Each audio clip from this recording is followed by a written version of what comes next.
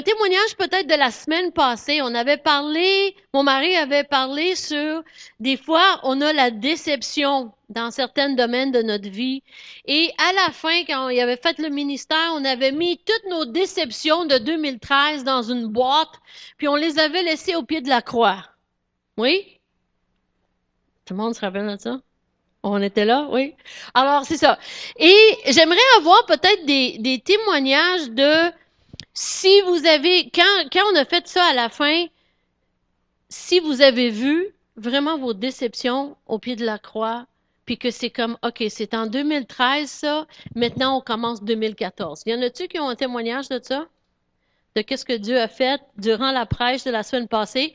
Parce que c'est quelque chose de vraiment pertinent que Charlotte m'a dit cette semaine.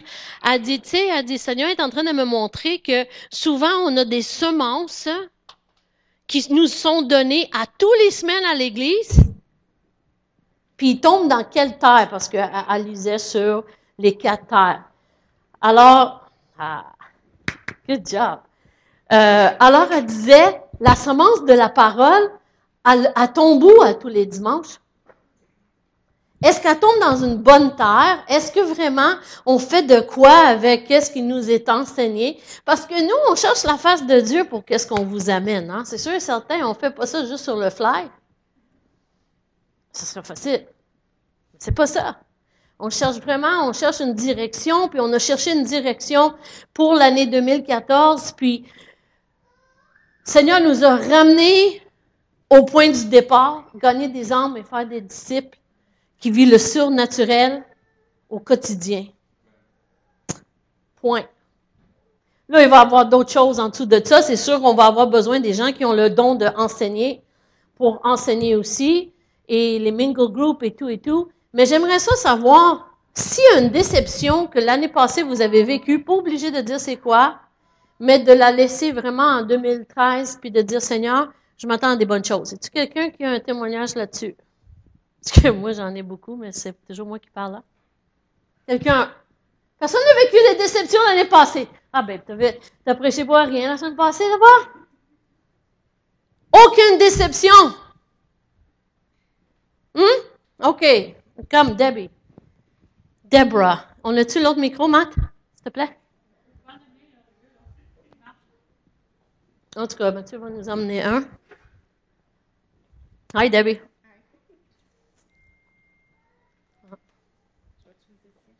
Non, il va te le donner. On l'avait tantôt, non? Wow. It's on? Yes? J'ai vécu plusieurs petites déceptions parce qu'on passe au travers de chacun des choses dans la vie qu'on doit apprendre. Des fois, le Seigneur fait passer un chemin, il laisse aller pour qu'on apprenne. Il est arrivé quelque chose de spécifique que les pasteurs connaissent et puis que je me posais beaucoup de questions. Et puis, c'est quoi ton nom encore? Je m'excuse. Non, ta sœur? Maude.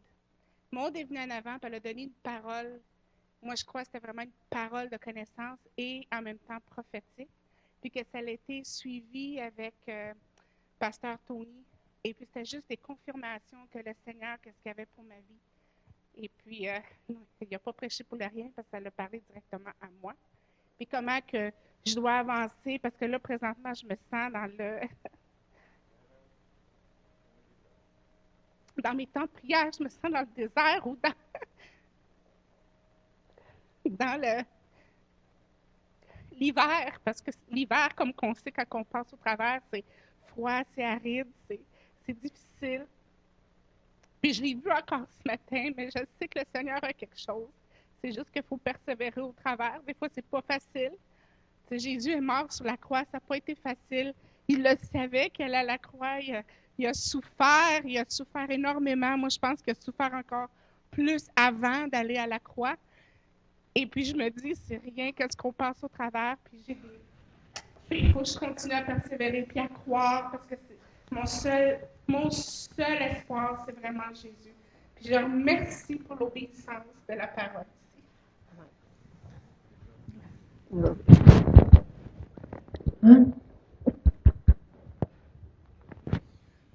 Comme je t'ai dit la semaine passée, Dieu a des grandes choses, des bonnes choses. Et tu as trop à l'intérieur pour juste le laisser rien faire. Amen. Amen. Alors Dieu va accomplir des grandes choses cette année. Puis, c'est ça le but, c'est de laisser ces choses-là au pied de la croix. Sinon, si on les laisse pas à Christ pour les porter, c'est nous qu'on va les porter. Puis ça fait trop mal. Amen. Alors, bonne année tout le monde. Hein, je suis vraiment contente de voir. J'espère que vous avez passé un bon temps en famille ou avec des amis ou quelque chose, là, la fin de l'année. Nous, on a eu à la maison juste nos enfants. On a eu un bon temps, on a ri. Puis, merci Seigneur. Mes parents étaient là aussi. Alors, ils vous saluent. Ma mère a dit qu'elle aimerait tellement ça venir à l'église, mais on a beaucoup de marches. J'ai dit, maman, si tu me dis que tu viens, je vais avoir les plus forts de l'assemblée qui vont t'aider à monter l'escalier parce que même si elle marche, l'opération a bien été. J'ai été avec elle à son dernier rendez-vous et c'est complètement la rotule au complet qui ont changé, hein? Une rotule en titanium, puis en tout cas, je l'appelle my bionic mommy. Puis, mais quand même, de monter les escaliers, c'est pas évident aussi. Alors, elle vous salue, puis elle a hâte de venir aussi à l'assemblée ici. Alors, est-ce qu'on est prête pour la parole? Moi, je suis vraiment excitée quand le Seigneur m'a donné ce message-là. J'ai dit, wow, j'ai hâte de vivre ça et de le partager aussi. Amen? Alors, le but de le message aujourd'hui, c'est de vous voir dans un des 4 personnages et de voir qu'est-ce qu'eux ont fait avec qu'est-ce que Dieu leur a demandé. Alors, le titre du message aujourd'hui, ça s'appelle « Dream Big ». Dream Big. Puis là, des fois, on se dit « Dream Big, je l'ai essayé, ça n'a pas marché ». Mais sais-tu quoi? Dieu peut rêver un rêve pour toi encore meilleur que toi, tu peux rêver. Amen? Alors, est-ce que vous êtes prêtes? Oui? OK. Bon, on commence l'année avec 365 pages vierges. Hein? 365 jours. 365 pages vierges devant nous. Comment allons-nous les remplir? L'autre jour, quand, en tout cas, je textais ou parlais à Leslie, je ne m'en rappelle pas lequel, puis j'ai dit, wow, on a 365 jours pour gagner des hommes. How cool is that? C'est où on met notre focus, OK? Alors, est-ce qu'on a des rêves au début pour 2014? Quel but? Quel rêve avons-nous? Est-ce qu'on a consulté Dieu pour qu'il dépose ses rêves dans nos cœurs? Ça, c'est important. Parce que des fois, à la fin de l'année, quand on a des déceptions, c'est parce qu'on n'a pas vraiment cherché Dieu. Et des fois, on a cherché Dieu, puis on ne l'écoute pas. Dieu nous dit quelque chose, puis nous, on décide de faire d'autres choses. Alors, est-ce qu'on a consulté Dieu pour qu'il dépose ses rêves dans nos cœurs? Est-ce que tu crois que Dieu a quelque chose pour toi en 2014? Merci, Leslie. Est-ce que tu as arrêté de rêver? Des fois, on a vécu des déceptions, on a essayé de rêver, puis ça n'a pas fonctionné, puis on a tout donné, on a tout fait, puis là, ça n'a pas marché, puis là, on dit, pourquoi rêver? Pourquoi? Je vais tout laisser tomber. Est-ce qu'on fait des demandes et des prières audacieuses à Dieu? Audacious, faith-filled prayers. Parce que, tu sais, Seigneur, en tout cas, ce serait quoi une prière comme pas trop demandée, là? Donnez-moi un exemple. Comme juste comme basic, là, tu sais. Ça serait quoi une prière, une demande? Hein? OK. Tu sais, c'est comme, merci pour le dîner qu'on va avoir aujourd'hui. Oui, c'est bon. Et si on demanderait, merci pour le dîner qu'on a, qu'est-ce qu'on a à la maison, et que cette année, je puisse nourrir 20 familles. Ça, audacieux. Hier soir, on a été, en tout cas, ça a terminé comme ça, notre journée, on faisait des courses et tout. Puis là, je texte Tricia pour quelque chose, puis elle me dit, Maman, elle dit, t'es où? Puis j'ai dit, ben, on est là à Laval. Elle dit, nous autres, on est proches aussi. Elle dit, pourquoi qu'on va pas manger ensemble? Alors, on est allés manger ensemble. Puis là, je voulais prendre un café espresso. Puis Benoît, il dit, au lieu de faire ça, pourquoi vous venez pas chez nous? Prendre un café. Ils ont la même machine que nous, alors. OK. Puis, quand on est allé là-bas, à la fin de la soirée, ils ont sorti leur liste. Tricia, Benoît. Côté spirituel, qu'est-ce qu'ils veulent cette année? Côté professionnel, côté de leur couple, côté ministériel. Puis, ils nous ont toutes lu ça, une après l'autre. Je dis, wow, lui a 23 ans, elle en a 20. C'est quelque chose quand même. De mettre ça sur papier, puis là, ils vont coller ça sur le frigidaire. Et j'ai dit, c'est bien parce que la parole dit de écrire la vision, puis mettre-la devant toi pour que ça soit lisible. Parce que si on le fait juste une fois par année, puis on cache le papier, on oublie ce qu'il y a dessus. Alors, quand j'ai vu ça, puis Benoît, un de ses points, c'était de gagner des hommes cette année. Puis il avait mis un minimum d'hommes qui s'attendaient, tu sais. Puis j'ai dit, on doit avoir des prières, des demandes au Seigneur qui sont audacieux. Pas juste quelque chose qui est comme, ben, tu sais, si tu peux. Si Dieu peut, come on! Il a arrêté le soleil pour Josué. Josué était en train de se battre avec les rois et tout. Puis là, il dit à Dieu, arrête le soleil. Le soleil et la lune se sont arrêtés pour une journée au complète pour qu'il lui puisse continuer à fighter pour Dieu. Ça, audacieux. Hein? That's got guts and glory, comme on dit en anglais. Audacieux. Alors, c'est ça qu'il y avait, une de ces choses que lui avait marqué Benoît, c'était un minimum temps d'âme minimum.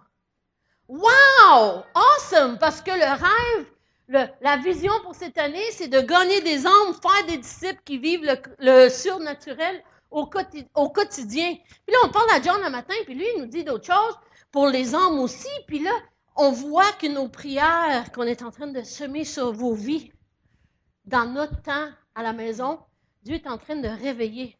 He's awakening something. Qu'on puisse vraiment vivre les rêves de Dieu pour nos vies. Parce qu'imagine-tu arriver à la fin de notre vie, puis regarder en arrière, puis on aurait pu faire tellement de choses comme « Wow, out there! » Là, on arrive à la fin de la vie, puis « Ouais, c'était pas pire. » On n'a pas été créé pour pas pire. On a été créé pour faire des grandes choses. Si Dieu l'a fait avec la mère Marie, il l'a fait avec Josué, il l'a fait avec plein d'hommes et de femmes dans la Bible, pourquoi qu'il ne le fera pas avec toi? Hein? Ce matin, nous allons rencontrer 4 personnages bibliques qui ont eu leur vie changée par le rêve de Dieu que Dieu avait pour eux. Est-ce que vous êtes prêts à rentrer dans leur vie avec moi? Hein? Ça, c'est le Facebook d'il y a 2000 ans. Hein? C'est ça. Tu veux avoir le vrai Facebook? Lis ta Bible. Tu veux avoir les histoires de tout le monde. Tu sais que sur Facebook, là, tu peux lire tout ce que les gens disent, puis tout, puis sans même pas commenter. Tu sais, et la Bible, c'est ça. Lis l'histoire de Josué. Tu vas rentrer dans sa vie. Tu vas être capable de voir c'est quoi que lui a fait. On est tellement axé sur Facebook de savoir la vie des autres, mais d'avoir vraiment des personnes qui ont changé l'histoire. Garde le Facebook de ta Bible. Amen? Amen. Alors, le premier personnage, c'est Gédéon. Gédéon, l'Ancien Testament, on va aller voir dans Juges 6, 11 à 15. OK, puis comme j'ai dit, le titre du message aujourd'hui, c'est Dream Big. Alors, ça dit du verset 11, non, Juges 6, 11 à 15. OK. Puis vient l'ange de l'Éternel. Il s'assit sur le térébinthe pas Oprah, mais Ophra, OK? Qui appartenait à Joas de la famille d'Abézer. Gédéon, son fils, battait du froment au pressoir pour le mettre à l'abri de Madian. OK? Alors, il faisait ça pour cacher le froment. L'ange de l'Éternel lui apparut et lui dit, « L'Éternel est avec toi, vaillant héros! » Wow! Gédéon lui dit, « Ah, mon Seigneur, si l'Éternel est avec nous, pourquoi toutes ces choses sont-elles arrivées? Et où sont tous ces prodiges que nos pères nous racontent quand ils disent, « L'Éternel ne nous a-t-il pas fait monter hors d'Égypte? Maintenant, l'Éternel nous abandonne. Et il nous livre entre les mains de Médian. » Ensuite, l'Éternel se tourna vers lui et dit, « Va avec cette force que tu as et délivre Israël de la main de Madian. N'est-ce pas toi, moi qui t'envoie? » Gédéon lui dit, « Ah, mon Seigneur, avec quoi délivre Israël? Voici ma famille. Elle est la plus pauvre en Manassé. Et je suis le plus petit dans la maison de mon père. » Ça, c'est 15. OK. On arrête dans la vie de Gédéon. Un ange lui apparaît. Je m'excuse, là, mais moi, j'aurais un ange qui m'apparaît chez nous. Je pense que je suis comme, wow! C'est quoi ça? Oh my gosh, un ange! How cool is that? Puis là, je pense que je tremblerais. Gédéon, il y a un ange qui lui apparaît. Et qu'est-ce qu'il fait? Il se plaint. Dieu, la première chose qu'il lui dit, c'est « L'Éternel est avec toi, vaillant héros. » Et Gédéon, il dit « Ah, mon Seigneur. » Hein? Puis là, Dieu nous donne un rêve. Puis là, on est là, puis « Oh, mon Dieu, comment je vais faire ça? » On se plaint, on trouve toutes les impossibilités, comme Gédéon a fait. Gédéon était caché, premièrement, dans le pressoir.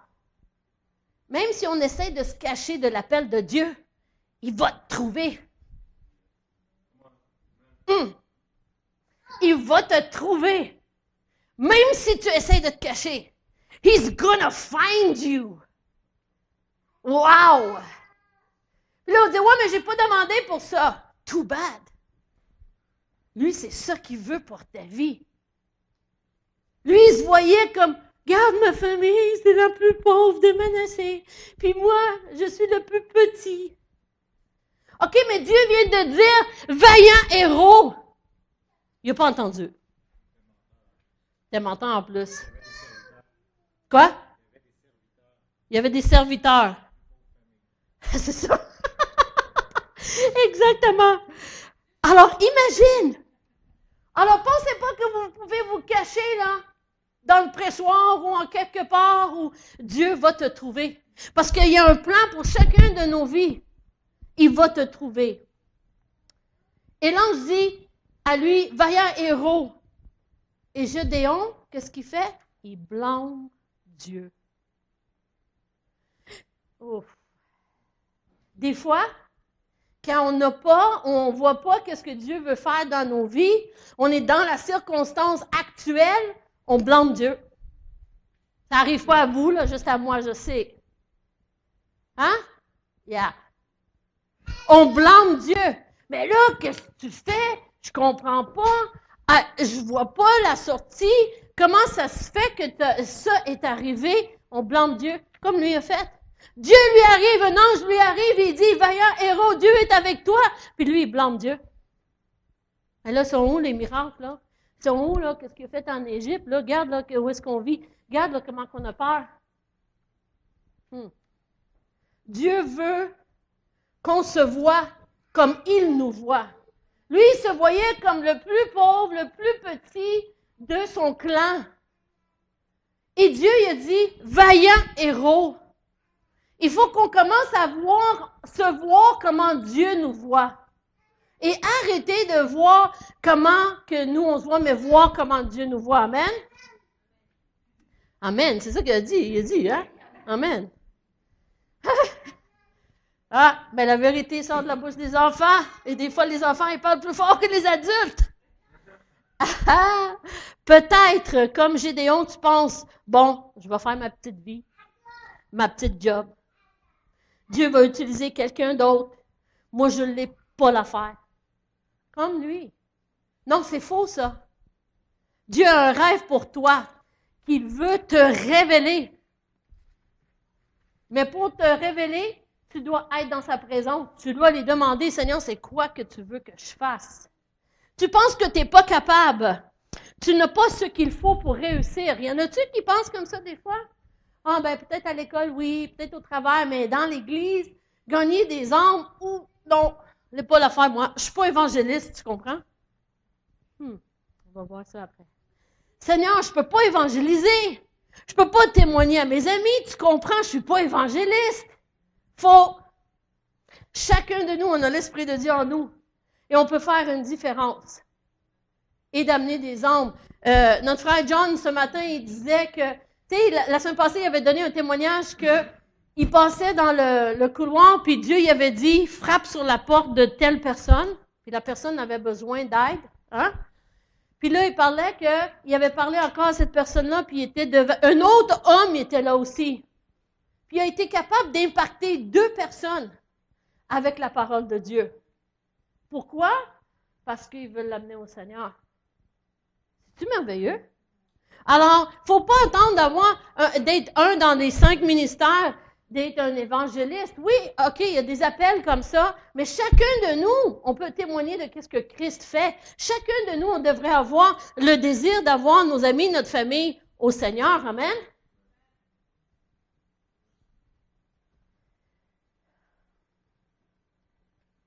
Peut-être tu dis, pasteur, j'ai essayé dans le passé.